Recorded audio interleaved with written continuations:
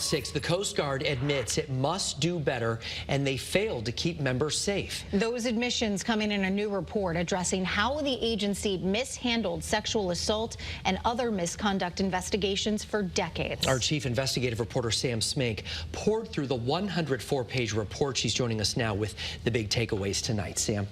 Well, Mark, Aaron, Coast Guard investigators say they spoke with hundreds of service members as well as victims, some going back to the 1960s. They also searched through, quote, mountains of data and 170 written comments. They made a promise to change the way they do things in the future.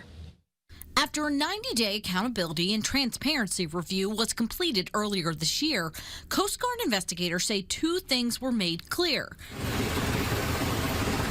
That too many Coast Guard members are not experiencing the safe, empowering workplace they expect and deserve, and trust in Coast Guard leadership is eroding. The internal review was ordered after CNN exposed a secret criminal investigation that found serious misconduct, including sexual assault, had been ignored and even sometimes covered up by leadership, called Operation Fouled Anchor.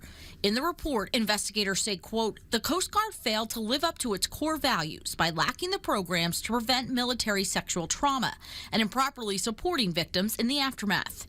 Senator Chris Murphy released a statement saying, in part, this new report still does not hold anyone accountable for past failure, particularly those at the Coast Guard Academy. It does lay out a modest plan to improve oversight, training, and support for survivors, but a report is nothing more than paper until concrete steps are taken.